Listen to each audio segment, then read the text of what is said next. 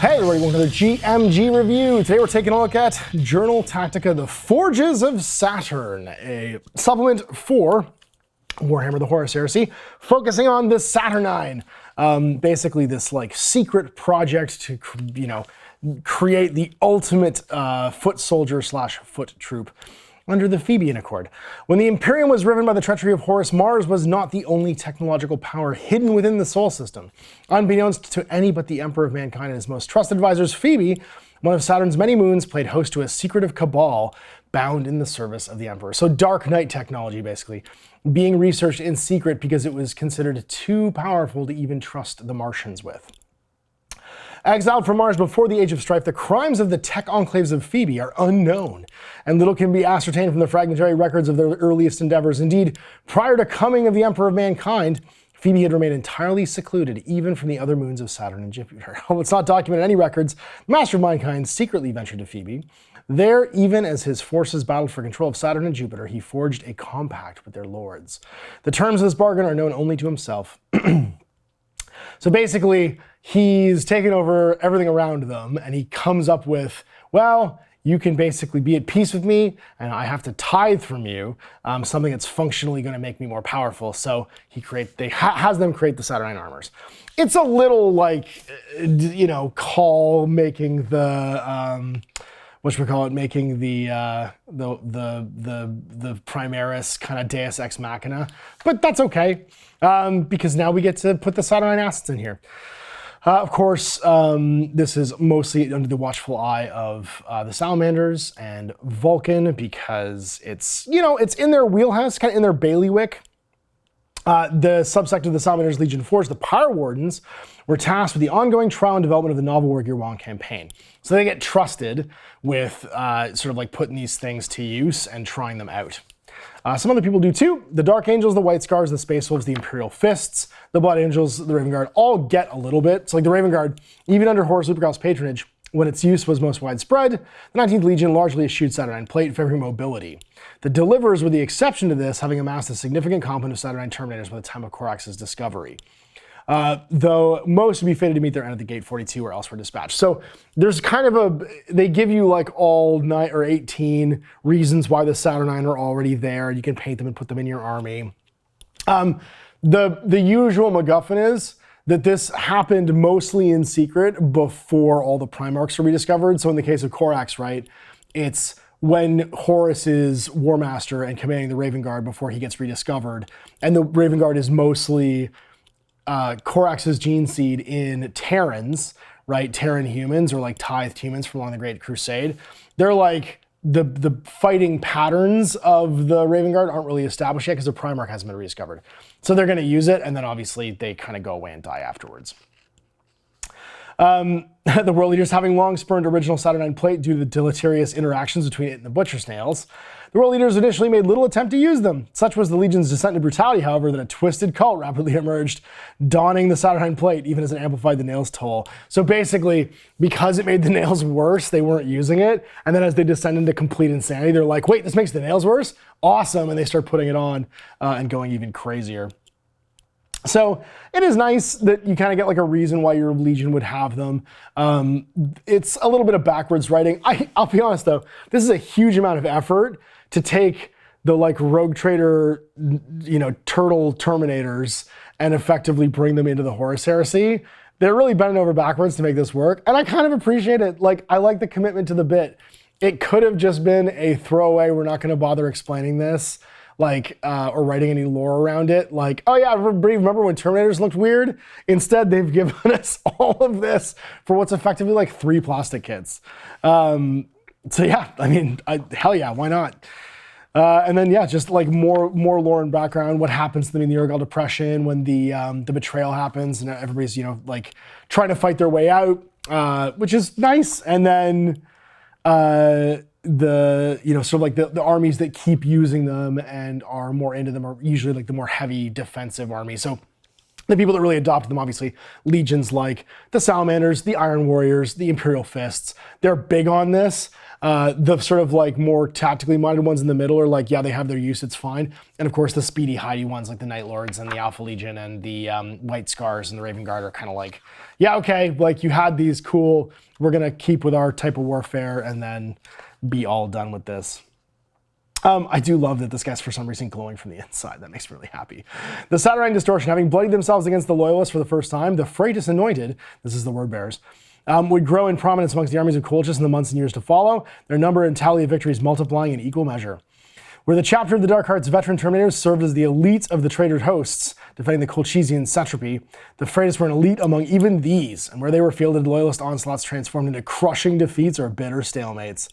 In time, the deployment to a specific war zone would form of an even bloodier escalation that would eventually culminate in the invocation of profane rituals and unleashing of technological horrors of calamitous potency, obliterating armies and shattering worlds. Of their opposites, the Iron Hands who descended upon Milhand were known to have recovered the broken remains of a handful of Freitas Anointed felled during the conflict, seemingly unfazed by the heinous practice employed in fabrication. These were the transport of the archive vaults of Cyban, where they would become a local repository of Archaeotech, Psi-Arcana, and profane artifacts in the Iron Hands campaign. Before the damaged suits disappeared from all known records, in less than a year, distorted Saturnine elements would appear in the Medusans' ranks, in turn, the infamous Hellrot. So, the Iron Hands, being kind of pragmatists, they start taking these suits of like slightly Daemon-forged Saturnine armor and being like, well, we could figure this out, right? We can make this work for us. The enemies are my enemies. And then we get a bunch of bespoke campaign missions to play through asymmetrical stuff and some lovely art sections too. So obviously this is the box set art, right? These are the guys who were in the box. A beautiful Praetor, a bunch of Saturnine guys with melee and their big guns, and then the Terminators are so small next to them. Look at how little they are, and those are the big elite Salamander Terminators next to the Saturnine. They're just like teeny tiny.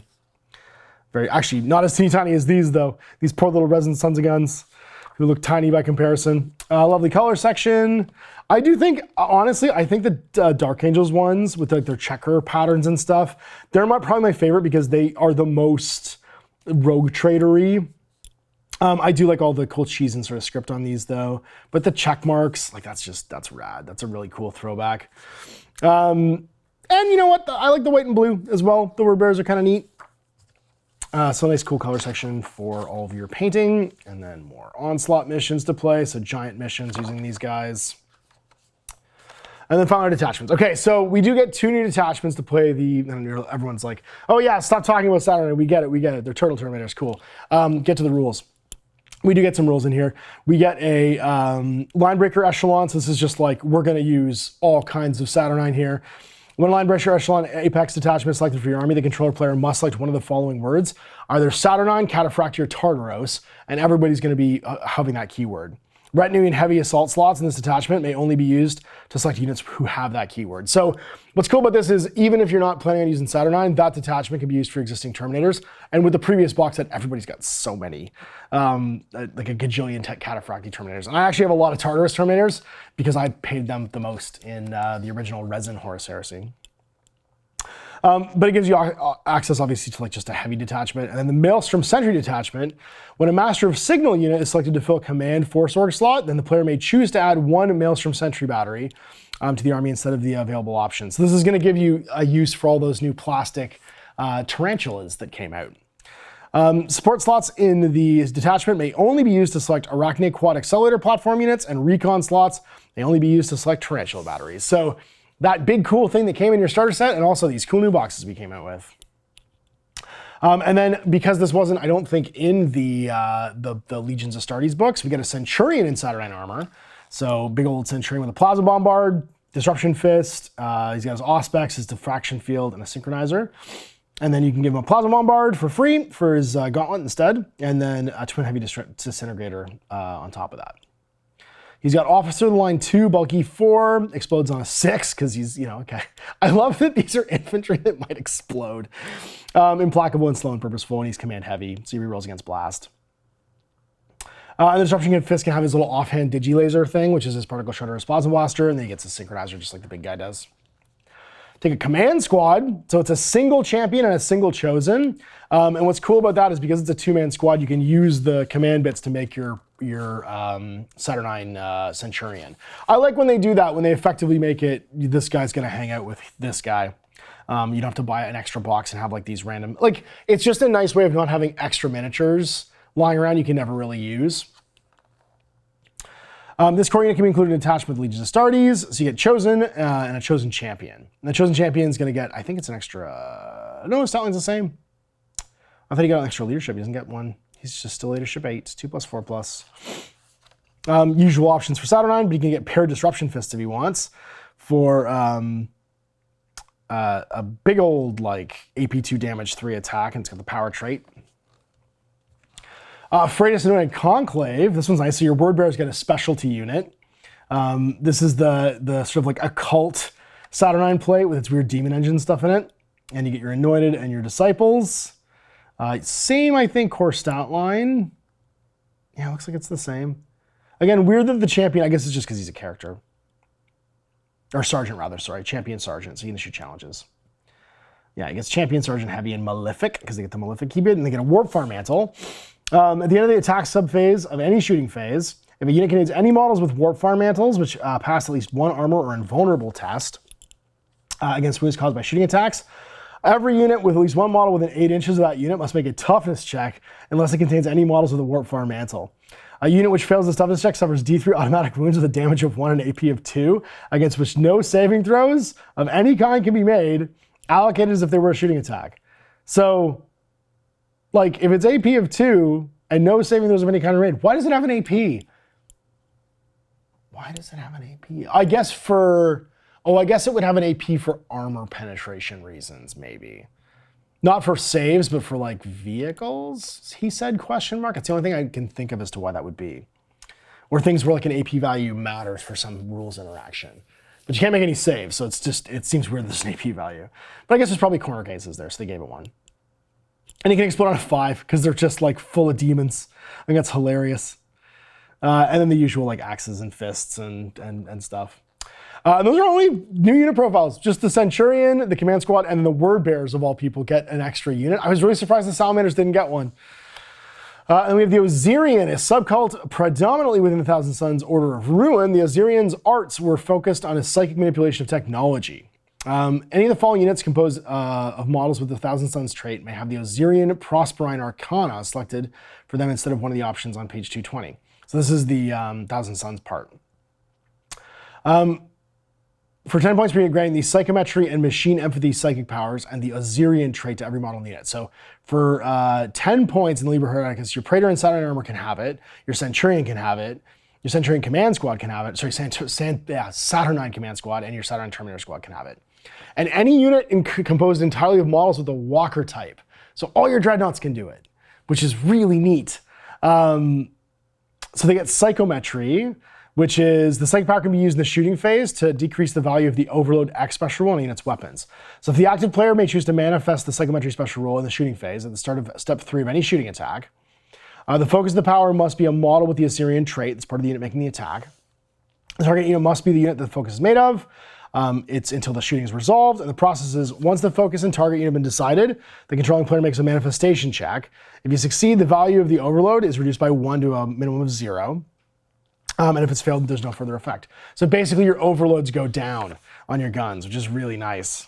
Makes you more, it's basically a blessing that makes your guns work better. And then machine empathy. This is, the psychic power can be used at the start of a phase to restore a single wound to a unit. The active player can manifest this in the psychic power, the effect subphase of the start phase, so basically at the start of the turn. The focus power must be a model with the Osirian trait under the active player's control. The target must be a single model in the unit that the force is part of. So basically, you have to be in the same unit. And if successfully manifested, the effect of the psychic power is resolved immediately. Once the focus and target have been decided, the controlling player of the focus makes a manifestation check, and you gain a wound, but you can't go above your base wound value. And if you fail it, nothing else happens. So you get these neat, like, it kind of reminds me in the book, The Emperor's Gift, there's a tech marine who's a Grey Knight, who's like, his meditation practice is like taking a razorback apart with his mind and putting it back together again. So they come into one of the like vehicle bays, and he's just sitting there like cross-legged outside of his armor, and there's a Razorback just floating in pieces, and then he's slowly like putting it back together again, and then taking it apart and putting it back together again. His Zero were basically that. It was their discipline that they would use their telekinesis and stuff like that to study machines and the workings of machines and the natural world. So yeah, not a lot for the loyalists in here, but plenty for the traitors, the word bearers and the Thousand Sons. Really surprised the Iron Hands, or the Iron Warriors who are on the cover here didn't get anything. And the Salamanders, who were kind of the poster boys, this didn't get anything either. Just kind of weird. So cool Forges of Saturn, almost like an expansion. It's for all the legions of Astartes, but it's also kind of just an expansion for 2 traitor legions. And it's in this new small format. So it's basically following along the Arcane Journals format from Workshop, more frequent small publications that you can kind of pick and choose from based upon the units that you're gonna have in your army. So what does this mean going forward as a style thing? Because this is a different style of book release, what they did for Horus Heresy in the last edition. It means more books, so there's gonna be a bit of book bloat. If you need like a unit from a bunch of these books, you might end up carrying a lot of them around. There is no like central app really for making these, so we could get ourselves into a situation where you're carrying a lot of books around, but because the Astartes lists are pretty complete inside those big levers, you probably won't need too much. It'll probably depend army list by army list what you're bringing and like theme that you're playing into. But it is a little bit for everybody, and it does mean probably more frequent releases at a smaller scale. You're not waiting for books. You're not having like big waves of things come out. I honestly think that's probably a more relatable thing for Horus Heresy. I'd rather little bits, like with Necromunda, I'd rather little bits of stuff comes out more often than wait for this big glut of stuff, have to really extend your pocketbook, and then, you know, have like a dump of miniatures that you're building for the next 6 months while nothing's really going on. It just feels like a more healthy release pattern. So I'm kind of for it. And it's nice that they did this much work to bring the Saturnine stuff into the game and give it like a home and a place on a story. Because it's a cool throwback. Like it's a cool like member berry, you know what I mean, in Warhammer 40,000 for those of us who've been around for too long. But they treated it with enough, like they treated it serious. They Michael Caine in the Muppet Christmas Carol it, right? Where he's treating the whole thing dead ass serious, even though he's surrounded by Muppets. It's a gimmick, it's funny, it's cute, but they're playing it like it's serious as a heart attack. So thanks for Workshop, send this along. If you guys for watching, we'll see you for more GMG reviews on Amash.